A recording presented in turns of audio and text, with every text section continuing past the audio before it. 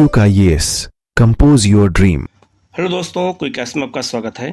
हमारे चैनल द्वारा लगातार एनसीईआरटी क्लास प्रोवाइड कराई जा रही है। ये video class 9th science NCERT के सारे चैप्टर के क्वेश्चन आंसर दिए गए हैं। जितने भी चैप्टर हैं उनके जितने भी क्वेश्चन हैं सबको मैंने यहाँ बता दिया है। वीडियो को लास्ट तक देखिएगा। कहीं कोई डाउट होता है किसी क्वेश्चन में तो आप कमेंट करके पूछिएगा, उसका जवाब आपको दिया जाएगा। आप लोग चैनल को सब्सक्राइब कर लीजिएगा, बेल आइकन को प्रेस कर लीजिएगा, जिससे इस तरह क्लास आपको लगातार मिलती रहे। हम लोग शुरू करते हैं सीधे लेसन की ओर। ये क्लास 9th साइंस एनसीईआरटी का क्वेश्चन आंसर में पहला चैप्टर का है, हमारे आसपास के पदार्थ। यहाँ से क्वेश्चन कौन कौन से पूछे जा सकते हैं चैप्टर वाइज, और लगभग 150 क्वेश्चन हैं। हम सबको एक साथ यहाँ पे एक साथ चैप्टर वाइज करा दे रहे हैं।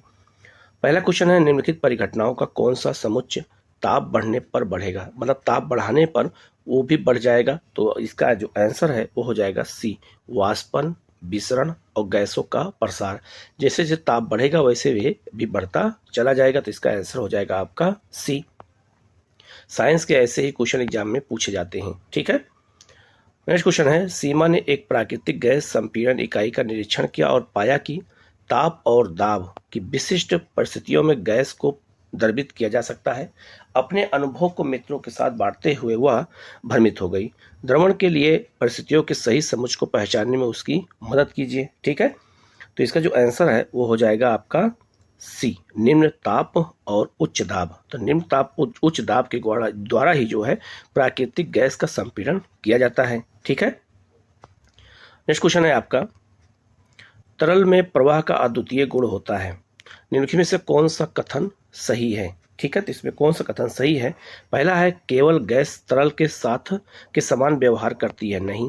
दूसरा है, गैस तथा ठोस तरल के समान व्यवहार करते हैं, ये भी नहीं होगा। तीसरा है आपका, गैस और द्रव तरल के साथ व्यवहार करते हैं, बिल्कुल सही है। तो गैस और द्रव जो होते हैं वो तरल के साथ जो है समान व्यवहार करते हैं। तो इसका आंसर हो जाएगा आपका सी, ठीक है। नेक्स्ट क्वेश्चन है, ग्रीष्म काल में जल को मिट्टी के बर्तन में रखने पर किस परिघटना के कारण वह ठंडा हो जाता है? तो वाष्पीकरण के कारण जो है जो घड़े का पानी होता है वो क्या हो जाता है? ठंडा हो जाता है, ठीक है। और वाष्पोत्सर्जन नहीं होगा, वाष्पोत्सर्जन पौधों से होता है, ठीक है। जो पौधों से होता है उसको हम वाष्पोत्सर्जन कहते हैं। और ये वाष्पन की क्रिया द्वारा या वाष्पीकरण की क्रिया द्वारा ही जो मिट्टी में कि घड़े में पानी होता है वो ठंडा होता है, ठीक है। जैसे घड़े में आजकल लोग पानी पीते हैं गर्मियों में, ठीक है। नेक्स्ट क्वेश्चन है, कुछ पदार्थों को उनके कणों के मध्य आकर्षण बल के बढ़ते हुए क्रम में व्यवस्थित किया गया है। निम्नलिखित में से कौन सा सही व्यवस्था को निरूपित करता है, ठीक है। तो इसमें होगा ऑक्सीजन, जल और सकरा। ये जो है याद रखना कुछ पदार्थों कणों के मध्य आकर्षण बल के बढ़ते से व्यवहार से करता है। पहले ऑक्सीजन होगा, फिर जल होगा और फिर सकरा होगा, ठीक है। नेक्स्ट क्वेश्चन बहुत अच्छा है, 25 सेंटीग्रेड, 28 सेंटीग्रेड और 66 सेंटीग्रेड को केल्विन तापमान में परिवर्तित करने पर इन तापमानों का सही अनुक्रम क्या होगा? तो केल्विन पैमाने पर 273 जो है ये आपका याद रखना, ये इसका हिमांक बिंदु होता है, और 373 इसका जो है क्या होता है? क्वथनांक बिंदु होता है। जैसे जो अगर हम बात करें सेल्सियस पैमाने पर, तो 0 पर पानी जम जाता है और 100 पर पानी क्या होता है? खोने लगता है। लेकिन केल्विन पैमाने पर 273 पर जो है बर्फ जमती है और 373 पर पानी खोने लगता है। तो 273 में अगर हम 25 जोड़ देंगे तो 298, 273 में हम 38 जोड़ देंगे तो 311, और याद रखना 273 में अगर हम 66 जोड़ देंगे तो जो है 339 केल्विन हो जाएगा। तो इसका जो आंसर है वो हो जाएगा आपका ए हो जाएगा, ठीक है। नेक्स्ट क्वेश्चन है आपका, निम्नलिखित में से कौन सा कथन इसमें सही है? सत्य कथन की इसमें पहचान करनी है। इसका है आपका, वाष्पन का द्रव अवस्था से गुजरे बिना ठोस में रूपांतरण ऊध्र्वपाटन कहलाता है। तो ऊध्र्वपाटन उसे कहते हैं जो ठोस से सीधे गैस में बदल जाता है, उसे हम क्या कहते हैं? ऊध्र्वपाटन कहते हैं। लिखा है द्रव अवस्था से गुजरने बिना लिखा है, तो सीधे अगर याद रखना गैस से जो है सीधे ठोस बदल जाता है या ठोस सीधे गैस में, तो उसे क्या कहते हैं? ऊध्र्वपाटन कहते हैं। तो इसका आंसर हो जाएगा आपका बी। नेक्स्ट है आपका, डाई एथिलीन ईथर, एसीटोन और एन ब्यूटिल अल्कोहल के क्वथनांक मतलब उबलना क्रमशः 35 सेंटीग्रेड पर, 56 सेंटीग्रेड पर और 118 सेंटीग्रेड पे होता है। निम्नलिखित में से क्वथनांकों का केल्विन पे पैमाना क्या होगा, तो वहीं पर जोड़ देना है। तो जो इसका जो पैमाना होगा वो कितना होगा, तो इसका जो आंसर हो जाएगा वो क्या हो जाएगा, सी हो जाएगा। तो यहाँ भी उसको हम जोड़ देंगे तो हमें वो भी मिल जाएगा, ठीक है, जैसे ऊपर हमने आपको बताया था। नेक्स्ट आपका निम्नलिखित में से कौन सी परिस्थिति जल के वाष्पन में वृद्धि करेगी, मतलब ऐसी कौन सी परिस्थिति है जिससे जल में वाष्पन की वृद्धि ज़्यादा हो जाएगी, तो वह है जल के तापमान में वृद्धि। जितना गर्म तापमान होगा उतना ही जल क्या होगा, वाष्पीकरण होकर के उड़ जाएगा, ठीक है।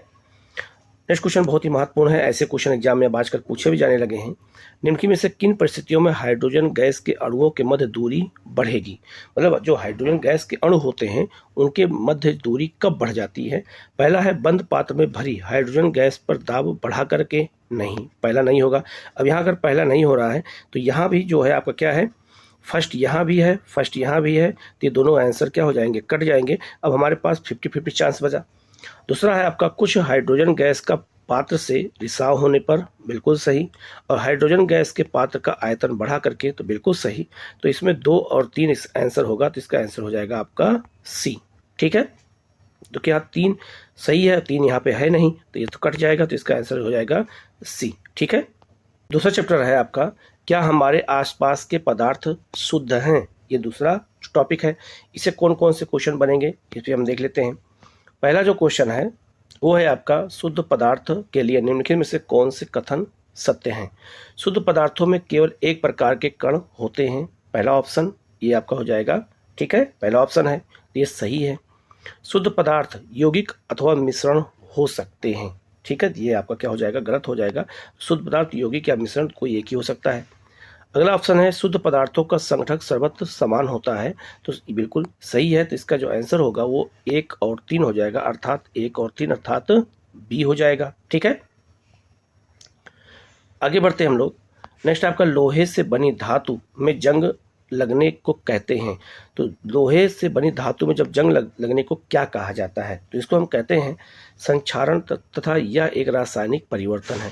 तो संक्षारण भी कहते हैं, ऐसे एक रासायनिक परिवर्तन कहते हैं। तो याद रखना ये रासायनिक परिवर्तन का उदाहरण कौन होता है, लोहे में जंग लगना। ये क्वेश्चन कई बार एग्जामों में पूछा भी गया है।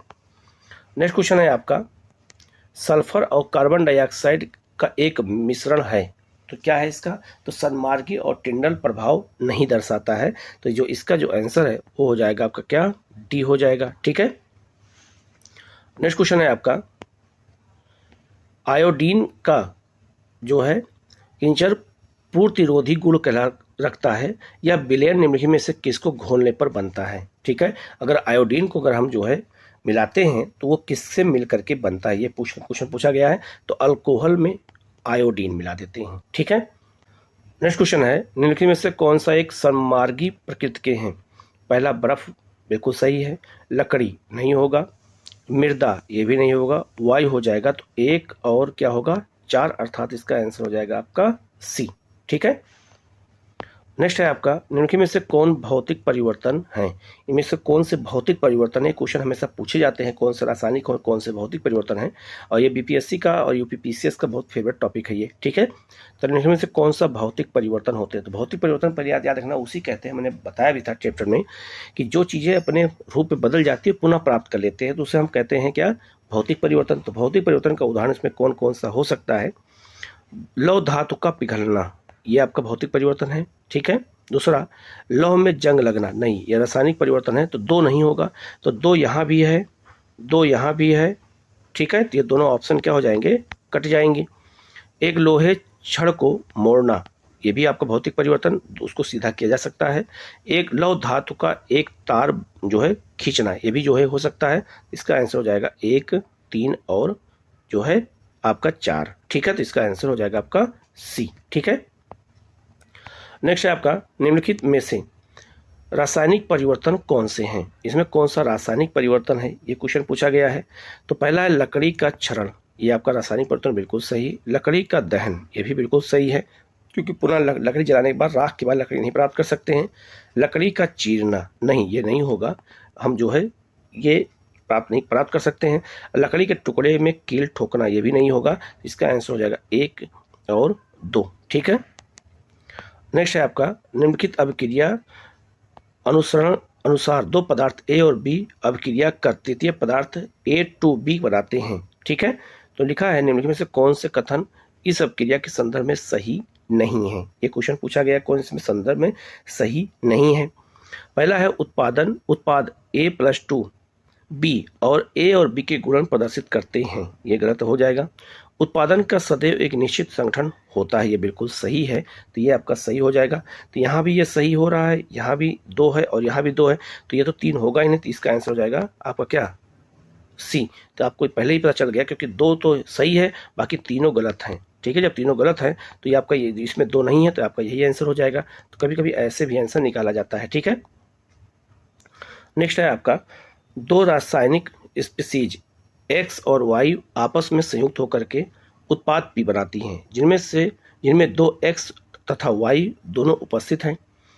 एक्स तथा वाई को सरल रासायनिक अभिक्रिया द्वारा सरल पदार्थों में नहीं तोड़ा जा सकता। निम्नलिखित में से कौन सा एक्स, वाई और पी स्पीसीज के संदर्भ में सत्य है। ठीक है, तो पहला है आपका जो है, याद रखना, वाई एक यौगिक है, बिल्कुल यौगिक है, तो दोनों क्योंकि एक्स और वाई से मिल करके बना है तो ये यौगिक हो गया, बिल्कुल सही हो गया। अब एक यहाँ पे सही है और एक इसमें नहीं है, तो ये आपका ये गलत हो जाएगा। अब तीन हमें देखना है, एक्स तथा वाई यौगिक हैं, तो एक्स तथा वाई यौगिक नहीं है क्योंकि दोनों आपस में ये तत्व हैं, क्योंकि दोनों मिलने से हो रहे हैं तब पी बन रहा है ना, क्योंकि पी यौगिक बना हुआ है, तो ये तो दूसरा नहीं होगा। अब दूसरा यहाँ भी है, दूसरा यहाँ भी है, तो दोनों ऑप्शन क्या हो जाएंगे, कट जाएंगे। अब एक ऑप्शन यही बचा, तो आगे हमें ऑप्शन पढ़ने की जरूरत ही नहीं है, लेकिन फिर भी पढ़ देता हूँ। एक्स तथा वाई तत्व हैं, तभी तो मिलकर के यौगिक बनाए हैं, तो ये बिल्कुल सही हो जाएगा। पी का एक निश्चित संगठन है, बिल्कुल सही, क्योंकि अलग मिलकर बना हुआ है, तो ये इसका आंसर क्या हो जाएगा, तो इसका आंसर हो जाएगा आपका डी।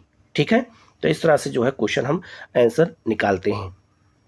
नेक्स्ट है आपका तीसरा चैप्टर, परमाणु और अणु। तो परमाणु और अणुओं से जुड़े हुए क्वेश्चन एग्जाम में पूछे जाते हैं। पहला क्वेश्चन हम यहाँ छोड़ देंगे क्योंकि बहुत ज़्यादा इंपॉर्टेंट नहीं है, उसको हटा देंगे। दूसरा क्वेश्चन है आपका, एक परमाणु, ठीक है, एक परमाणु के लिए निम्नलिखित में से कौन सा कथन सत्य नहीं है। पहला है आपका जो है, परमाणु स्वतंत्र अस्तित्व में नहीं रह सकते हैं, बिल्कुल रह सकते हैं, यही ऑप्शन जो है सत्य नहीं है, यही आपका हो जाएगा। तो दूसरे का हो जाएगा आपका ए। बाकी और है, परमाणु मूल इकाइयां हैं जिनसे अणुओं और आयतनों का निर्माण होता है, बिल्कुल सही।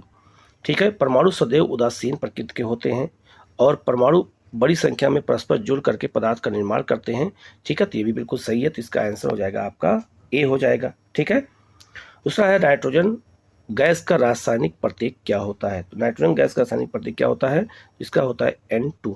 ठीक है, नेक्स्ट क्वेश्चन है, सोडियम का रासायनिक प्रतीक क्या है, तो इसका है Na हो जाएगा, तो इसका आंसर हो जाएगा आपका डी हो जाएगा।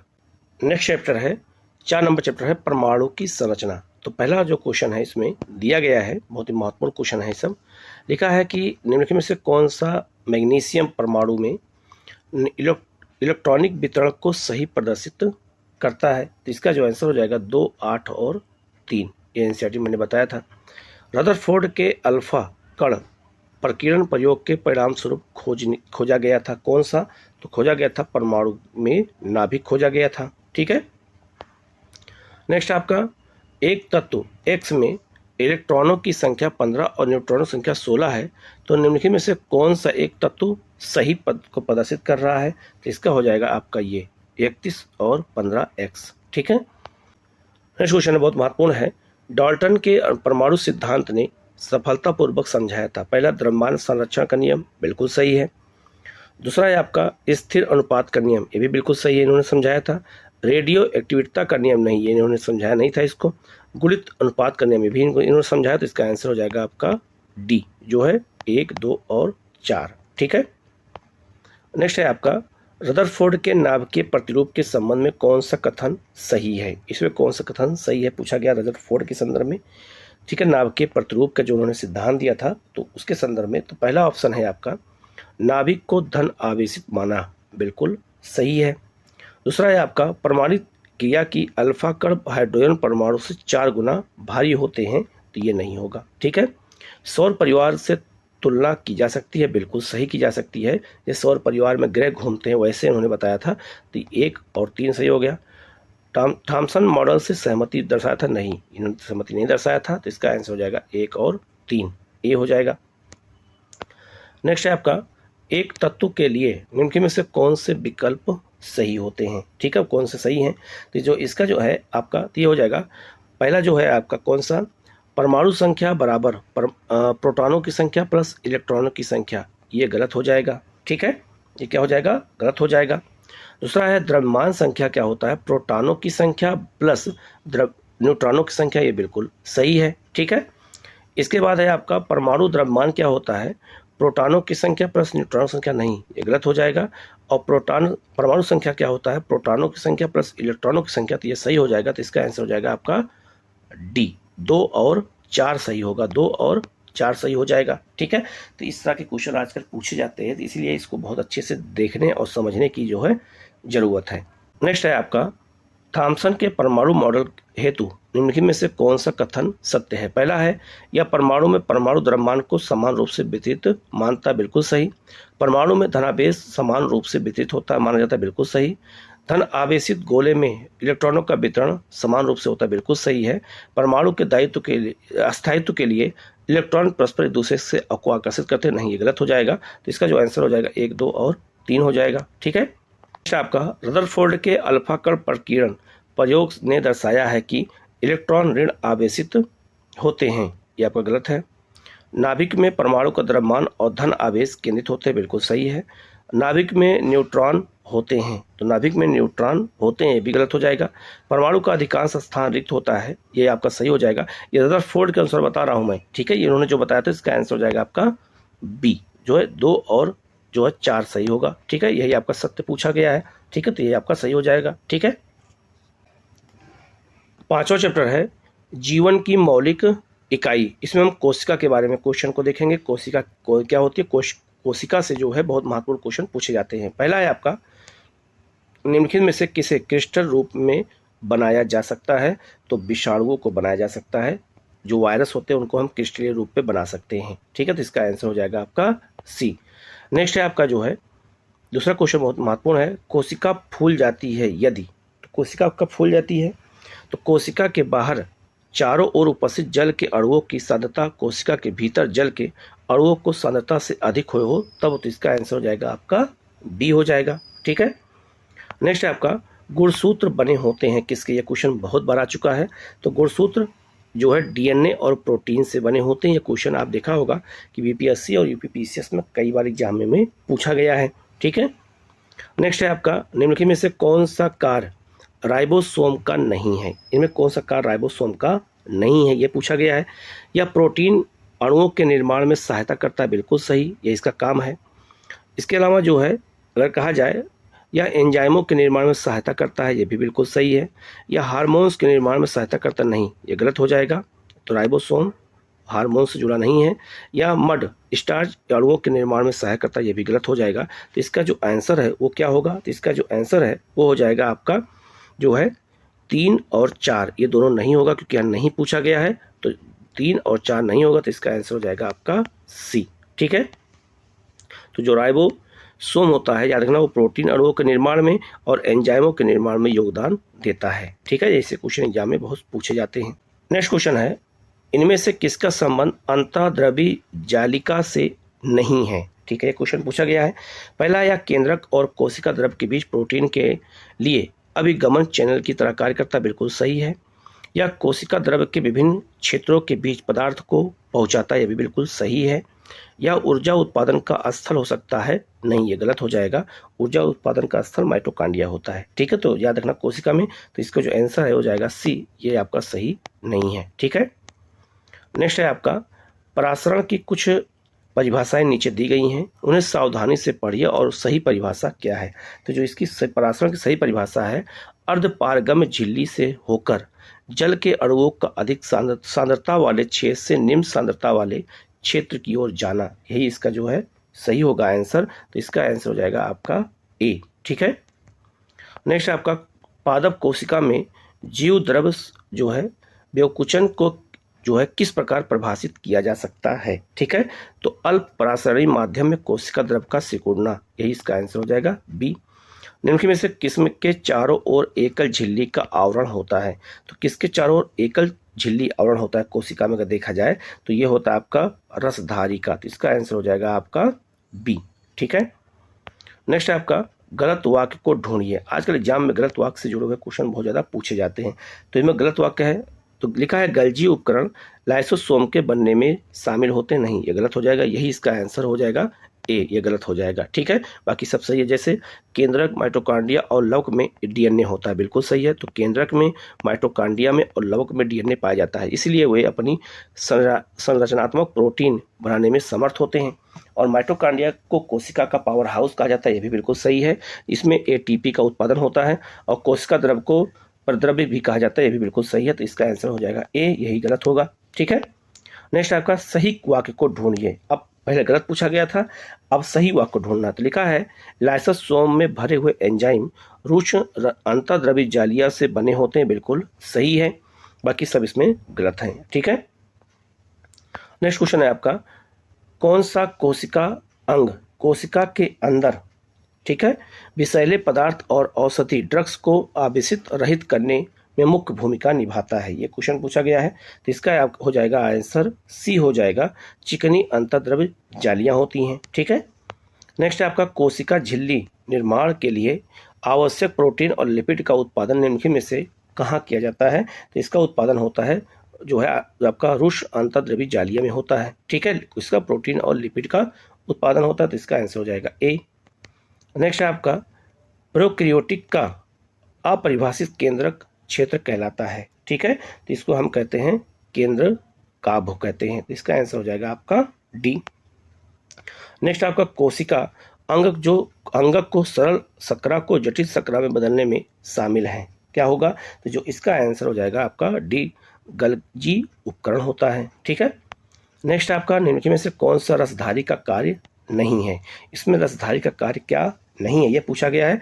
तो गमन करना रसधारी काम नहीं है, जबकि संग्रहण, कोशिका को स्फीति और दृढ़ता प्रदान करना और अपशिष्ट उत्सर्जन करना, लेकिन गमन करना नहीं है। तो इसका आंसर हो जाएगा आपका डी।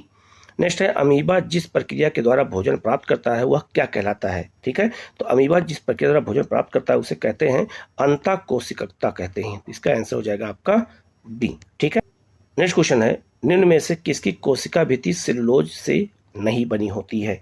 तो सेलुलोज की किसकी नहीं बनी होती है? जीवाणुओं की नहीं होती है, याद रखना। ठीक है, बाकी सबकी बनी होती है। बाकी ये जितने हैं ये सब पादप है, और पादप में कोशिका भित्ति पाई जाती है। ठीक है, नेक्स्ट है आपका, सिल्वर नाइट्रेट का घोल किस एक के अध्ययन में इस्तेमाल होता है? ऐसे बहुत अच्छे अच्छे क्वेश्चन इसमें दिए गए हैं, तो याद रखना ये आपका गल्जी उपकरण। ठीक है, गल्जी उपकरण के अध्ययन में इस्तेमाल नाइट्रेट का किया जाता है।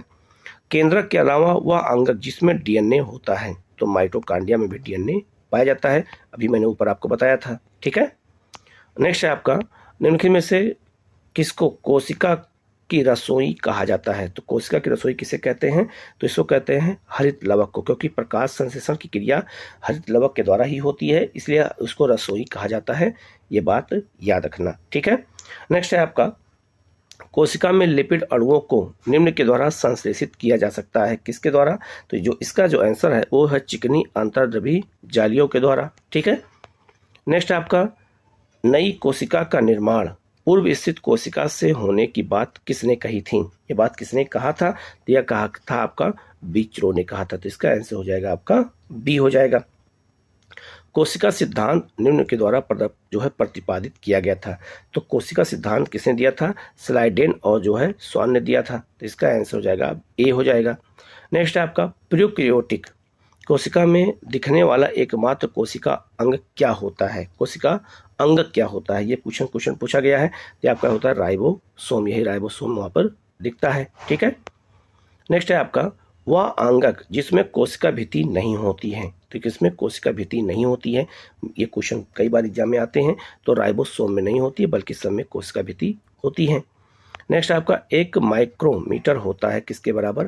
तो जो इसका जो आंसर है वो हो जाएगा आपका ए। ठीक है, नेक्स्ट आपका जो है लाइसोसोम उत्पन्न होते हैं, तो लाइसोसोम कहाँ उत्पन्न होते हैं? इस तरह के क्वेश्चन बहुत ज़्यादा क्वेश्चन पूछे जाते हैं, तो इसका है आपका गल्जी उपकरण में होते हैं। ठीक है, नेक्स्ट क्वेश्चन है, सजीव कोशिकाएं निम्न के द्वारा खोजी गई, मतलब सजीव कोशिकाएं किसके द्वारा खोजी गई हैं? तो ल्यू बेन हो के द्वारा, तो इसका आंसर हो जाएगा आपका सी।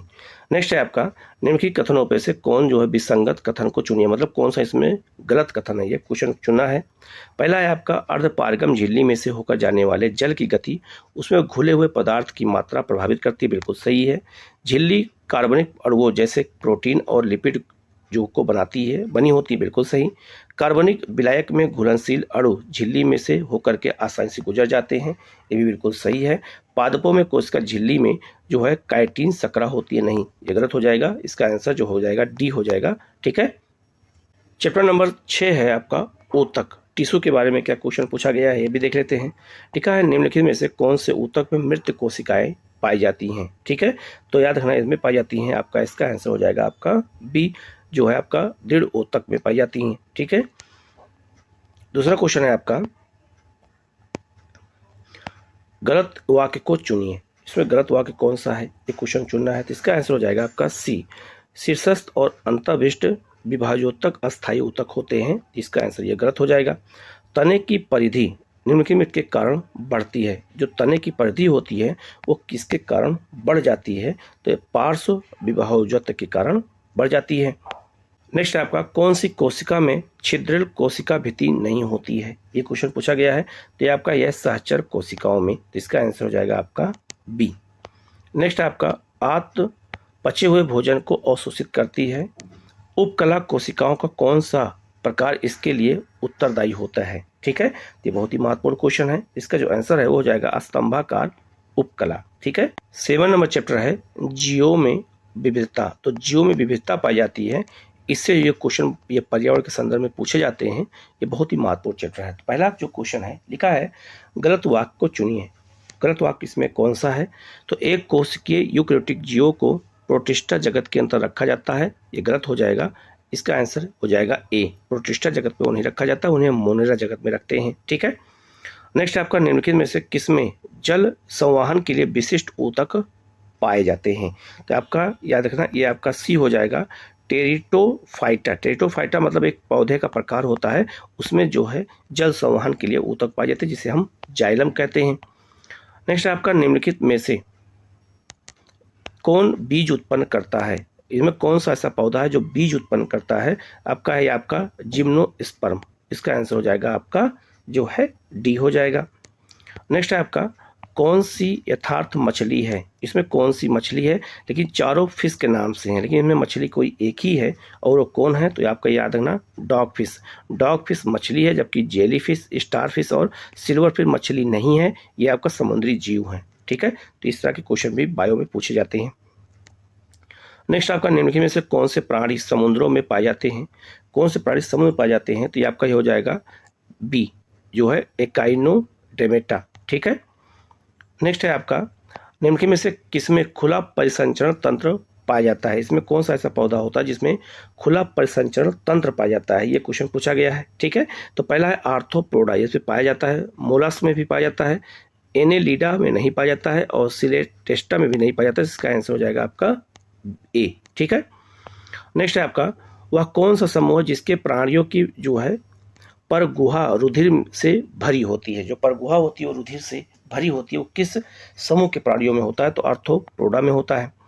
नेक्स्ट है आपका सिलीपद, सिलीपद को याद रखना फील पांव रोग भी कहते हैं, निम्नलिखित के द्वारा होता है, किसके द्वारा ये होता है याद रखना, तो ये आपका हो जाएगा आपका ए हो जाएगा, बुखेरेरिया द्वारा होता है, तो इसका आंसर हो जाएगा आपका ए। नेक्स्ट है आपका केसुरिकियों द्वारा निम्नलिखित में से कौन सा एक सबसे महत्वपूर्ण अथवा सामान्य लक्षण होता है, इसमें समूह सामान्य लक्षण क्या होता है, तो पृष्ठ रज्जु का पाया जाना, जो पृष्ठ रज्जु होता है हड्डी होती है वो इसमें पाया जाता है, ठीक है।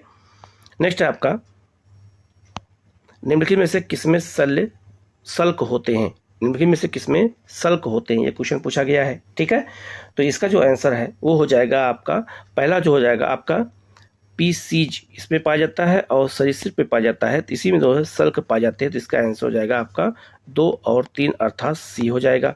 नेक्स्ट क्वेश्चन है गलत वाक्य को चुनिए, ठीक है। तो स्तनधारी वर्ग के प्राणी सदैव जो है जरायुज होते हैं, अर्थात वो बच्चे को जन्म देते हैं, तो बच्चे को जन्म देने वाले स्तनधारी वर्ग में आते हैं, लेकिन स्तनधारी वर्ग में सब नहीं आते हैं, जैसे व्हेल मछली या कुछ मछलियाँ जो होती हैं वो स्तनधारी में आती हैं, लेकिन वो सीधे बच्चे ना देकर के अंडे देती हैं, तो इसका जो आंसर हो जाएगा आपका डी हो जाएगा। ठीक है, आगे बढ़ते हैं। 9 नंबर चैप्टर है बल तथा गति के नियम। यहाँ से क्वेश्चन हमेशा पूछे भी जाते हैं एग्जाम में। ये फिजिक्स का बहुत ही महत्वपूर्ण टॉपिक है भी। ठीक है, तो हम इसको कर लेते हैं। लिखा है, पहला क्वेश्चन है, सरल रेखीय पथ के अनुदिश त्वरित गति से गतिमान किसी पिंड के नीचे दिए गए कथनों में से कौन सा कथन सही नहीं होगा।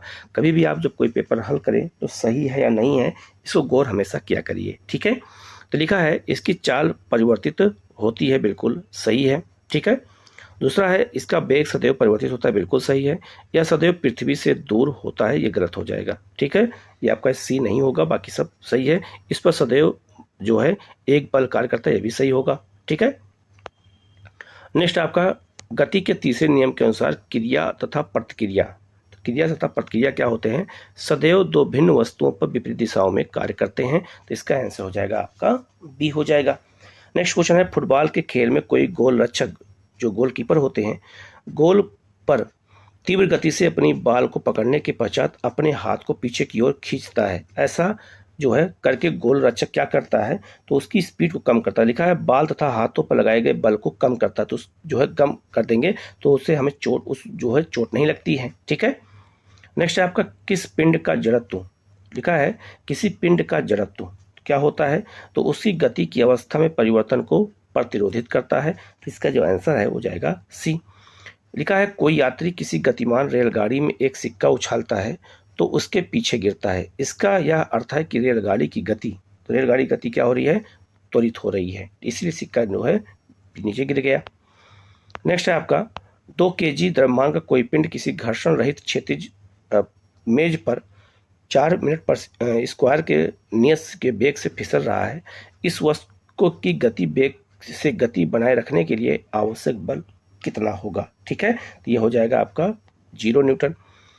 रॉकेट किस नियम पर कार्य करता है, क्वेश्चन बहुत बार आ चुका है, तो याद रखना संवेग संरक्षण के नियम पर काम करता है रॉकेट। ये क्वेश्चन बहुत बार एग्जाम में आ चुका है। नेक्स्ट आपका, 2/3 ऊंचाई तक जल से भरा कोई टैंक एक समान चाल से गतिमान है। अचानक ब्रेक लगने पर ट्रक से भरा जल क्या होगा, तो आगे की ओर गति करेगा, आगे की ओर क्या हो जाएगा, गिर जाएगा। ठीक है, टॉपिक नंबर 10 है गुरुत्वाकर्षण। गुरुत्वाकर्षण जुड़े हुए क्वेश्चन एग्जाम में पूछे जाते हैं। ठीक है, पहला क्वेश्चन है आपका, चंद्रमा के पृष्ठ के निकट मुक्त रूप से गिरते विभिन्न द्रव्यमानों के 2 पिंड क्या होंगे, तो के वेग किसी भी क्षण समान होंगे। तो द्रव्यमान दुनिया, विश्व में, यूनिवर्स में कहीं भी हम चले जाएंगे, वस्तु का द्रव्यमान हर जगह क्या होगा, एक समान बना रहेगा। ठीक है, दूसरा क्वेश्चन है, गुरुत्वीय त्वरण का मान क्या होता है। तो गुरुत्वीय त्वरण का मान अगर हम बात करें तो याद रखना विषुवत वृत्त पर न्यूनतम होता है। तो विषुवत वृत्त पर गुरुत्वाकर्षण क्या होता है, सबसे कम होता है पृथ्वी पर। नेक्स्ट है आपका, 2 पिंड के बीच गुरुत्वाकर्षण बल F है। यदि 2 पिंडों के द्रव्यमान उसके बीच की दूरी को समान रखते हुए आधे कर दिए जाएं तो गुरुत्वाकर्षण बल हो जाएगा, कितना हो जाएगा, ये हो जाएगा F बटा जो है बल गुणे बल बटा 4 हो जाएगा। नेक्स्ट क्वेश्चन है, कोई लड़का डोरी से बंधे पत्थर को किसी क्षैतिज वृत्ताकार पथ में घुमा रहा है। यदि डोरी टूट जाए तो वह पत्थर क्या होगा, तो वह पत्थर जो है याद रखना वृत्ताकार पथ पर किसी सरल रेखीय जो स्पर्शी के अनुदिश गति करेगा, जब गोल गोल घूमेगा और छोड़ दिया जाएगा तो ऐसे वो निकल जाएगा। ठीक है, नेक्स्ट टॉपिक है आपका 11 नंबर टॉपिक है कार्य तथा ऊर्जा। इसे जुड़े हुए क्वेश्चन को हम लोग देख लेते हैं। पहला क्वेश्चन है, जब कोई पिंड मुक्त रूप से पृथ्वी की ओर गिरता है तो उसकी कुल ऊर्जा क्या होगा, तो अचर रहती है, मतलब उस पर कोई परिवर्तन नहीं होगा। ठीक है, नेक्स्ट है आपका, कोई कार किसी समतल सड़क पर त्वरित होकर अपने आरंभिक वेग का 4 गुना वेग प्राप्त कर लेती है। इस प्रक्रिया में कार की स्थितिज ऊर्जा क्या होगी, तो अपरिवर्तित, मतलब परिवर्तित नहीं होगी। ठीक है, परिवर्तित नहीं होती है। ठीक है, नेक्स्ट है आपका, ऋणात्मक कार्य के प्रकरण में बल और विस्थापन के बीच का कोण क्या होता है। तो बल और विस्थापन के बीच का जो कोण होता है वो 180 डिग्री का होता है। 10 kg द्रव्यमान के लोहे तथा 3.5 kg द्रव्यमान के एल्यूमिनियम के गोले के व्यास समान हैं। दोनों गोले किसी मीनार से एक साथ गिराए जाते हैं। जब वे भूतल से 10 मीटर ऊपर होते हैं तब उनके समान होते हैं या नहीं होते हैं, तो उनके समान होते हैं ठीक है, क्यों होते हैं? तो उनका त्वरण होता है, त्वरण के कारण वो समान हो जाते हैं। ठीक है, नेक्स्ट है आपका, कोई लड़की किसी पीठ पर 3 केजी द्रव्यमान का बस्ता उठाए किसी समतल सड़क पर 300 मीटर की दूरी तय करती है, उसके द्वारा गुरुत्वाकर्षण बल के विरुद्ध किया जाने वाला कार्य क्या होगा? ठीक है, तो ये हो जाएगा 0 हो जाएगा। निम्नलिखित में से कौन कौन ऊर्जा का मात्रक नहीं है? इसमें ऊर्जा का मात्रक किलोवाट नहीं होता है, बाकी सब ऊर्जा का मात्रक होता है। ठीक है, नेक्स्ट है आपका, किसी पिंड पर किया गया कार्य निम्नलिखित में से किस पर निर्भर नहीं करता है? ठीक है, तो ये पिंड का आरंभिक वेग पर निर्भर नहीं करता है। बांध के संग्रहित जल में, जो बांध होता है, जो डैम बनते हैं, उसमें संग्रहित जल जो होता है वो स्थितिज ऊर्जा होती है। उसमें कौन सी ऊर्जा होती है? तो स्थितिज ऊर्जा होती है। तो इसका याद रखना, क्वेश्चन कभी कभी व्यवहारिक पूछ देते हैं। ठीक है, तो इसका आंसर हो जाएगा आपका डी। नेक्स्ट है आपका, एक पिंड h ऊंचाई से गिर रहा है, तो h/2 ऊंचाई गिरने के पश्चात उसमें होगा, तो उसमें क्या होगा? तो आधी स्थितिज ऊर्जा होगी और आधी गतिज ऊर्जा होगी। ठीक है, तो इसका आंसर हो जाएगा आपका सी। चैप्टर नंबर 12 हम लोग देख लेते हैं ध्वनि के बारे में। तो लिखा है, स्वर एक ऐसी ध्वनि है, जो स्वर होता है वो एक ऐसी ध्वनि है जिसमें सरल आवृत्ति होती है। ठीक है, नेक्स्ट है आपका, यांत्रिक जो है, पियानो की किसी कुंजी को पहले धीरे से और फिर जोर से दबाया गया, दूसरी बार उत्पन्न ध्वनि कैसी होगी? तो पहली ध्वनि से प्रबल होगी, परंतु इसका तरत्व भिन्न नहीं होगा। ठीक है, नेक्स्ट आपका, सोनार में हम उपयोग करते हैं, जो सोनार होता है इसमें हम उपयोग करते हैं किसका? तो सोनार में हम याद रखना, पराश्रव्य जो है तरंगों का उपयोग करते हैं, और सोनार से हम किसी वस्तु का पता लगाते हैं। ध्वनि वायु में गमन करती है यदि, तो ध्वनि वायु में जो गमन करती है, विक्षोभ गमन करे। जब जब हवा वायु जो है विक्षोभ गमन करती है, तब ध्वनि जो है इस तरह की गति करती है। नेक्स्ट आपका, किसी क्षीण ध्वनि को प्रबल ध्वनि में परिवर्तित करने के लिए इनमें से जो है वृद्धि करनी होगी। इसमें किसकी वृद्धि करनी होगी? तो इसमें हम वृद्धि करेंगे आयाम की, इसमें हम आयाम बढ़ा देंगे। ठीक है, नेक्स्ट क्वेश्चन है, भूकंप द्वारा प्रघाती तरंगों से पहले किस प्रकार की ध्वनि उत्पन्न करते हैं और श्रव्य ध्वनि करते हैं? तो इसका आंसर हो जाएगा आपका बी। निम्नलिखित में से कौन अश्रव्य ध्वनि सुन सकता है? इसमें कौन सुन सकता है? तो याद रखना, गैंडा सुन सकता है, राइनोसेरस। किसी संगीत समारोह में जो है विद्ध वाद्य बजाने से पूर्व कोई सितार वादक तनाव को जो है समायोजित करते हुए डोरी को उचित प्रकार से जो है झंझित करने का प्रयास करता है। ऐसा करके वह क्या समायोजित करता है? तो ऐसा करके वह क्या समायोजित करता है? तो याद करना, सितार की डोरी की आवृत्ति को अन्य वाद्य यंत्रों की आवृत्ति के साथ कर देता है। तो इसका आंसर हो जाएगा आपका सी। अब हम लोग 13 नंबर चैप्टर देखेंगे, हम बीमार क्यों होते हैं। ये याद रखना, इसमें बीमारियों जुड़े हुए क्वेश्चन पूछे गए हैं। तो लिखा है, निम्नलिखित में से कौन सा एक विषाणु रोग नहीं है, अर्थात कौन वायरस रोग नहीं है? तो इसका आंसर हो जाएगा आपका टाइफाइड। ये याद रखना, ये जीवाणुओं द्वारा होता है, जबकि डेंगू, एड्स और इन्फ्लुएंजा वायरस से होता है। निम्नलिखित में से कौन सा एक जो है रोगाणु रोग नहीं है, मतलब बैक्टीरिया द्वारा रोग नहीं है? तो आपका ये इन्फ्लुएंजा नहीं है, यहाँ पे दे रखा है, जबकि बाकी सब इसमें बैक्टीरिया द्वारा रोग है। नेक्स्ट क्वेश्चन है, निम्नलिखित में से कौन सा रोग मच्छर से संचरित नहीं होता है? इसमें कौन सा ऐसा रोग है जो मच्छर से नहीं होता है? तो याद रखना, टाइफाइड। टाइफाइड जल से होता है, ना कि मच्छर से होता है, जबकि मस्तिष्क ज्वार, मलेरिया और डेंगू ये मच्छर के काटने से होते हैं। नेक्स्ट क्वेश्चन है, निम्नलिखित में से कौन सा रोग जीवाणु द्वारा नहीं होता, यहाँ नहीं होना चाहिए, नहीं होता है?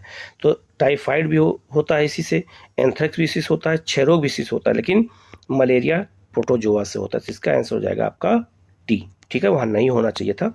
लिखा है आगे, निम्नलिखित में से कौन सा रोग प्रोटोजोआ प्राणियों द्वारा होता है? तो याद रखना, मलेरिया होता है। ठीक है, प्रोटोजोआ बीमारी है। नेक्स्ट है आपका, निम्नलिखित में से कौन सा व्यक्ति के स्वास्थ्य पर दीर्घकालिक प्रभाव डालता है? इनमें कौन सी बीमारी है जो दीर्घकालिक प्रभाव डालती है? तो तंबाकू चबाना, इससे जो है कैंसर हो सकता है, ये दीर्घकालिक बीमारी हो सकती है। नेक्स्ट है आपका, निम्नलिखित में से कौन सा संक्रमित व्यक्ति आपके संपर्क में आने पर आपको बीमार कर सकता है? ठीक है, तो छींक आने से जो है बीमार हो सकते हैं, आपको सर्दी हो सकती है। नेक्स्ट क्वेश्चन है आपका, निम्नलिखित में से किसके द्वारा एड्स नहीं फैलता है? इसमें किसके द्वारा एड्स नहीं फैलता है? ठीक है, तो याद रखना, गले मिलने से जो है नहीं होता है, जबकि लैंगिक से, स्तनपान और स्तनधान से होता है। नेक्स्ट क्वेश्चन है आपका, प्रति विषाणु औषधिक औषधियाँ बनाना जो है जीवाणु दवाइयों के बनाने की अपेक्षा अधिक कठिन है। क्यों कठिन है? ये क्वेश्चन बहुत ही महत्वपूर्ण है, तो याद रखना इसका आंसर हो जाएगा आपका सी। वायरस जो है में अपनी परत मतलब जो जैव रासायनिक प्रणाली होती है वो बहुत कम होती है, तो याद रखना जो वायरस होता है उसमें जैव रासायनिक प्रणालियाँ कम होती हैं, इसी वजह से तो इसका आंसर हो जाएगा आपका सी। नेक्स्ट आपका निम्नलिखित में से कौन सा रोगजनक कालाजार का कारण होता है? इसमें कौन सा कालाजार का कारण होता है? तो इसका हो जाएगा आपका लिस्मेनिया होता है, तो इसका आंसर हो जाएगा आपका सी। नेक्स्ट है आपका यदि आप जो है छोटे से भीड़ भाड़ वाले तथा कम हवादार घर में रह रहे हैं तो आपको निम्नलिखित में से कौन से रोग होने की संभावना हो सकती है? तो आपको कौन सा रोग हो सकता है? तो इसका जो आंसर है वो हो जाएगा वायु वाहित रोग हो जाएगा। ठीक है, सांस लेने में प्रॉब्लम हो जाएगी। नेक्स्ट आपका निम्नलिखित में से कौन सी बीमारी मच्छर द्वारा नहीं फैलती है? इसमें कौन सा मच्छर द्वारा नहीं फैलती है? तो यह न्यूमोनिया जो है ये नहीं फैलती है, बाकी सब मच्छर के द्वारा होते हैं। निम्नलिखित में से कौन सा व्यक्ति के स्वास्थ्य के लिए प्रमुख नहीं है? कौन सा प्रमुख नहीं है इसमें? तो ये हो जाएगा आपका एक बड़े और सुसज्जित भवन में रहना, ये जो है किसी जो है स्वास्थ्य के लिए प्रमुख नहीं है। नेक्स्ट आपका निम्नलिखित में से कौन गलत कथन का चयन कीजिए? इसमें कौन सा गलत है ये पूछा गया है। पहला है उच्च रक्तदाब अधिक वजन और व्यायाम न करने के कारण होता है, बिल्कुल सही है। आनुवंशिक जो है अपसामान्यताओं के कारण कैंसर होता है, बिल्कुल सही है। अम्लीय भोजन खाने के कारण जो है पेस्टिक जो अल्सर हो जाता है, तो इसका जो आंसर है यही होगा सी, ये नहीं होगा। नेक्स्ट है हमें अपने वातावरण में मच्छरों के प्रजनन को रोकना चाहिए, क्योंकि हुए तो याद रखना क्योंकि वे बहुत सी बीमारियों को रोगवाहक होते हैं, इसलिए मच्छर को पनपने से रोकना चाहिए। नेक्स्ट है आपका आप अपने शहर में पोलियो मुरण कार्यक्रम के बारे में जागरूक है।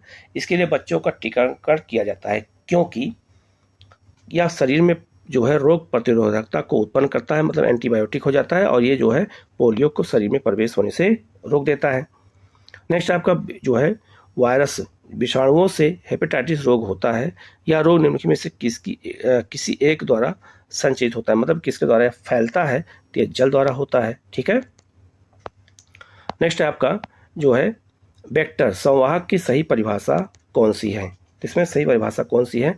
वह जीव जो संक्रामक कारकों को एक रोगग्रस्त व्यक्ति से दूसरे रोग व्यक्ति तक ले जाता है, तो उसे हम क्या कहते हैं? वेक्टर या संवाहक या माध्यम कहते हैं, जो एक जीव से दूसरे जीव में रोग को फैलाते हैं। तो इसका आंसर हो जाएगा आपका ए। ठीक है, 14 नंबर जो चैप्टर है वो है प्राकृतिक संपदा। प्राकृतिक संपदा के बारे में क्वेश्चन पूछा गया है यहाँ पे। ये भी बहुत महत्वपूर्ण क्वेश्चन है, ये भी ज्योग्राफी से जुड़े हुए क्वेश्चन पूछे गए हैं, फिजिक्स के हुए क्वेश्चन भी पूछे गए हैं। पहला क्वेश्चन है पृथ्वी का वायुमंडल जिस विकिरण द्वारा गर्म होता है वह कौन सा है? तो पृथ्वी तथा जल में विकिरण, तो इसके द्वारा ही क्या होता है? हमारी पृथ्वी गर्म होती है। जो सूर्य किरणें जब आती हैं, जब वापस जाती हैं, चाहे वो स्थल हो और चाहे वो जल हो, उनके विकिरण से पृथ्वी गर्म होती है। इसका आंसर हो जाएगा डी। नेक्स्ट लिखा है यदि पृथ्वी के चारों ओर वायुमंडल नहीं होता तो पृथ्वी का तापमान क्या होता? तो दिन के समय बढ़ता और रात के समय क्या हो जाता? घट जाता। तो इसका आंसर हो जाएगा आपका सी। ठीक है, तो ऐसे क्वेश्चन एग्जाम में पूछे जाते हैं। नेक्स्ट क्वेश्चन है आपका यदि पर्यावरण में उपस्थित सभी ऑक्सीजन ओजोन में परिवर्तित हो जाए तो क्या होगा? सभी ऑक्सीजन अगर ओजोन परिवर्तित हो जाए, जैसे ऑक्सीजन का सूत्र क्या है? O2 है, और ओजोन का क्या है? O3 है, और ऑक्सीजन से ही ओजोन की उत्पत्ति होती है। तो इससे क्या होगा? तो यह विषाक्त हो जाएगी और जीवों को नष्ट कर देगी, क्योंकि ओजोन एक बहुत ही विषैली गैस होती है। ये भी याद रखना, ये ग्रीन हाउस गैस जो है मानी जाती है। नेक्स्ट क्वेश्चन है आपका निम्न कारकों में से कौन सा एक कारक प्रकृति में मृदा बनावट में पहल नहीं करता है? इसमें कौन सा एक कहता है जो मृदा बनावट में पहल नहीं करता है? तो पॉलिथीन के थैले नहीं करते, जबकि पवन, जल और सूर्य ये मृदा को बनावट में भूमिका निभाते हैं। ठीक है, बहुत महत्वपूर्ण क्वेश्चन है ये सब। लिखा है आगे वायुमंडल में मिलने वाली ऑक्सीजन के दो रूप कौन से हैं? तो ऑक्सीजन के मिलने वाले दो रूप कौन से हैं? इसका आंसर हो जाएगा ओजोन और ऑक्सीजन। ठीक है, इसका आंसर हो जाएगा आपका सी। नेक्स्ट है आपका जीवाणु द्वारा नाइट्रोजन स्थिरीकरण की क्रिया निम्नलिखित में से किसकी उपस्थिति में नहीं होता है? तो जो नाइट्रोजन होता है ये जीवाणुओं द्वारा मिट्टी में मिलाया जाता है वायुमंडल से, तो किसके द्वारा नहीं होता है? तो जल द्वारा नहीं होता, जबकि इसमें बाकी सबकी भूमिका होती है। हाइड्रोजन का, ऑक्सीजन के तत्व और नाइट्रोजन होता है, लेकिन जल नहीं होता है। लिखा है वर्षा प्रतिमान किस पर निर्भर करता है? जो वर्षा होता है वो किस पर निर्भर करता है? तो किसी क्षेत्र में जलाशय की संख्या, जहाँ जलाशय की संख्या ज़्यादा होगी वहाँ वाष्पीकरण क्या होगा? ज़्यादा होगा, और जब वाष्पीकरण ज़्यादा होगा तो बादल बनेंगे और वर्षा ज़्यादा होगी, तो इसका आंसर हो जाएगा आपका बी। नेक्स्ट है आपका उर्वरक और पीकड़नाशी, जो कीटनाशक दवाई होती है उन्हें पीकड़नाशी कहते हैं, कि अधिक मात्रा के उपयोग की सलाह नहीं दी जानी चाहिए। क्योंकि ये परिविषय क्या होते हैं? हितैषी होते हैं। याद रखना, ये पर्यावरण को जो है दूषित कर देते हैं। नेक्स्ट क्वेश्चन है, वायु में उपस्थित नाइट्रोजन के अणु निम्नलिखित के कारण नाइट्रेट और नाइट्राइड में परिवर्तित हो जाते हैं। किसके कारण हो जाते हैं? तो मृदा में पाए जाने वाले नाइट्रोजन स्थिरीकरण जीवाणुओं की जैविक प्रक्रिया द्वारा। तो जब वायुमंडल में नाइट्रोजन रहता है तो उसको मिट्टी मिलाने का काम जीवाणु करते हैं, तो इसी से नाइट्रेट और नाइट्राइट में परिवर्तित हो जाता है क्या? नाइट्रोजन। तो इसका आंसर हो जाएगा ए। नेक्स्ट है आपका, प्रकृति के में चल रहे जल चक्र में निम्नलिखित में से कौन सी एक क्रिया सम्मिलित नहीं होती है? तो जल चक्र में कौन सी क्रिया सम्मिलित नहीं होती है? तो इसमें प्रकाश संश्लेषण शामिल नहीं होता, जबकि वाष्पोत्सर्जन और जो है वर्षा शामिल होती है। ठीक है। नेक्स्ट है आपका, जल प्रदूषण शब्द की परिभाषा कई प्रकार दी जाती है। निम्नलिखित में से किस कथन में उचित परिभाषा नहीं दी गई है? यहाँ दिया नहीं दी गई है, पूछा गया है। तो जलाशयों के दाब में परिवर्तन होना, तो जलाशयों में अगर दाब में परिवर्तन हो जाएगा तो इससे जल का प्रदूषण नहीं होता है। नेक्स्ट क्वेश्चन है आपका, निम्नलिखित में से कौन सी ग्रीन हाउस गैस नहीं है? तो इसमें कौन सी ग्रीन हाउस गैस नहीं है, ये क्वेश्चन पूछा गया है। तो अमोनिया ग्रीन हाउस गैस नहीं है, carbon monoxide, carbon dioxide, methane, ozone, जलवाष्प, ये सब जो है क्या है? CFC, ये सब ग्रीन हाउस गैसें होती हैं। कार्बन चक्र में निम्नलिखित में से कौन सा चरण सम्मिलित नहीं होता है? तो कार्बन चक्र में इसमें कौन सा चरण सम्मिलित नहीं होता है? तो वाष्पोत्सर्जन कार्बन चक्र से कोई संबंध नहीं होता है। ठीक है। नेक्स्ट आपका, ओजोन छिद्र का अर्थ है। तो ओजोन छिद्र का क्या अर्थ है? तो ओजोन परत का पतला होना। तो ओजोन परत जो मोटी होती है, जो पतली हो जाती है, तो उसको कहते हैं छिद्र कहते हैं। ठीक है।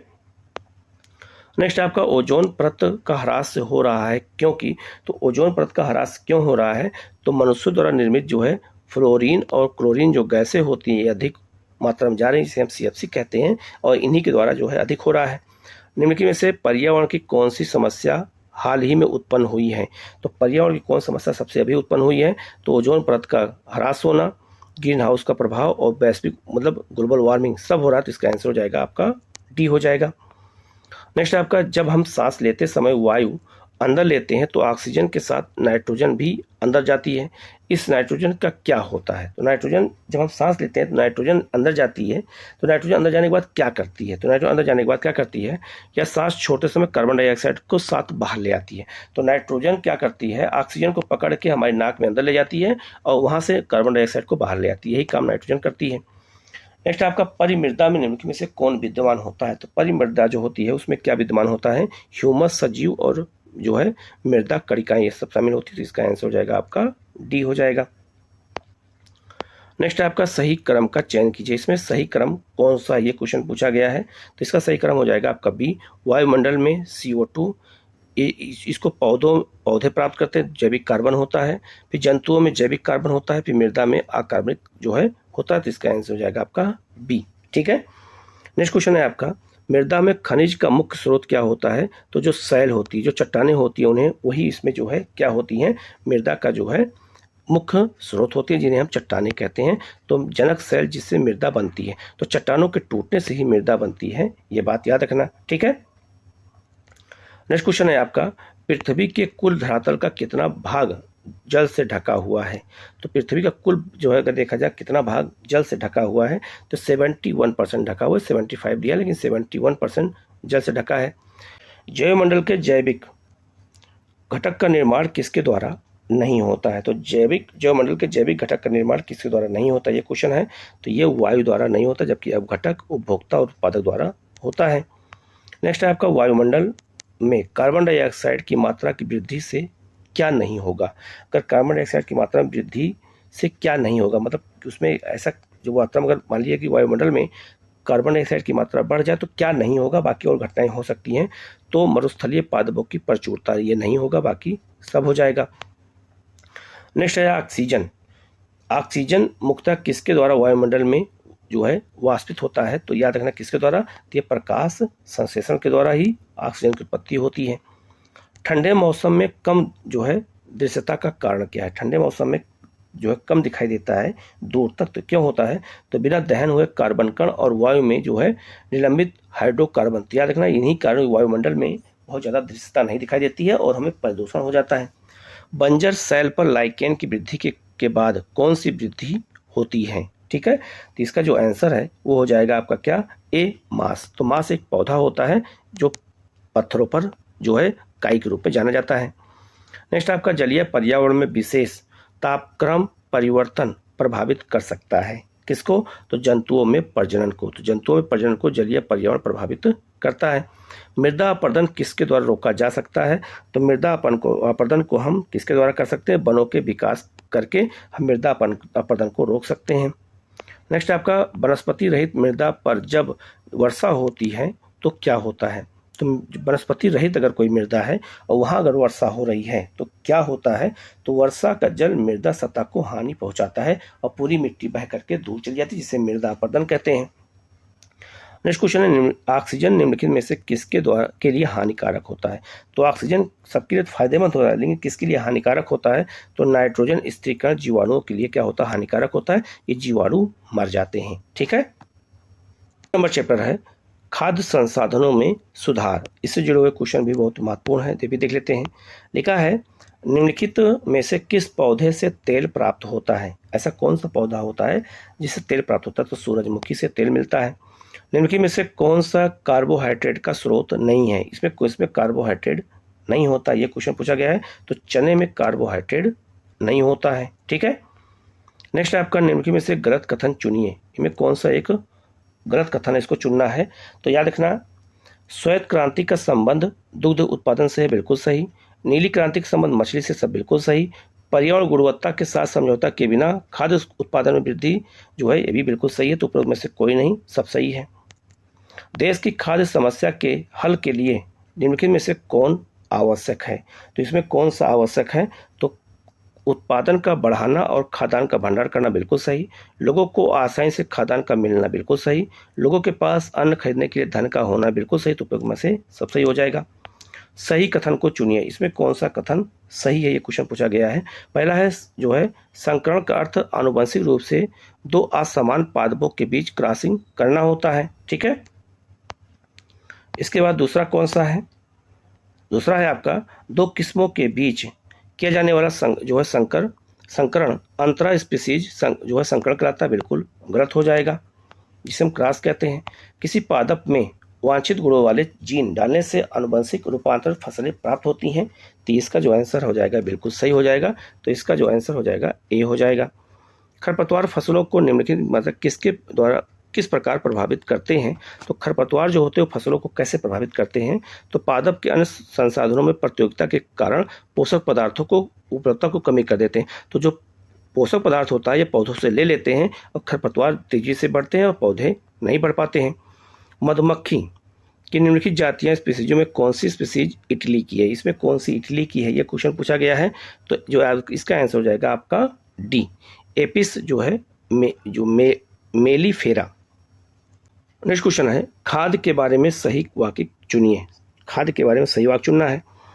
खाद में जैव पदार्थों की मात्रा अधिक होती है और पोषक पदार्थों की मात्रा कम होती है, बिल्कुल सही। यह रेतीले मृदा में जल धारण क्षमता को बढ़ा देती है, बिल्कुल सही। या चिकनी मृदा से के अतिरिक्त जल को बाहर निकालने में सहायता करती है, बिल्कुल गलत है। इसका अत्यधिक उपयोग पर्यावरण को दूषित करता है, बिल्कुल गलत है, तो इसका आंसर हो जाएगा 1 और 2, ठीक है। नेक्स्ट आपका पशुपालन निम्न के उद्देश्यों में किसके लिए किया जाता है, तो पशुपालन किसके लिए किया जाता है क्वेश्चन पूछा गया है, तो इसका है पहला आपका दूध उत्पादन के लिए, बिल्कुल सही। कृषि कार्य के लिए, बिल्कुल सही। मांस उत्पादन के लिए, बिल्कुल सही। अंडा उत्पादन के लिए पशुपालन का संबंध नहीं होता है, तो इसका आंसर हो जाएगा 1, 2 और 3। निम्नलिखित में से कौन से पशु भारतीय हैं, इसमें कौन सा ऐसा पशु है जो भारतीय है, तो आपका एक हो जाएगा आपका बास इंडिकस और आपका एक हो जाएगा बास जो है बुबेलिस। ये 2 प्रकार के जो है पशु होते हैं, ये पहाड़ों में पाए जाते हैं, तो इसका आंसर हो जाएगा आपका ए हो जाएगा। नेक्स्ट क्वेश्चन है आपका निम्नलिखित में से कौन सी विदेशी नस्ल है, इनमें ऐसा कौन सा है जो विदेशी नस्ल का है, तो याद रखना इसमें विदेशी नस्ल का अगर देखा जाए तो इसका आंसर हो जाएगा आपका जर्सी, और ब्राउन जो है आपका स्विस। तो ये देखना, ये दोनों गाय हैं, ये दोनों जो है जर्सी हैं, तो इसकी या मतलब विदेशी नस्ल की हैं, तो इसका आंसर हो जाएगा 2 और 3। ठीक है, तो ये कुछ महत्वपूर्ण जितना क्वेश्चन थे मैंने करा दिया है। आप वीडियो को अंत तक देखिएगा, कहीं कोई डाउट होगा कमेंट करके पूछेगा, उसका जवाब आपको दिया जाएगा। Okay, thank you.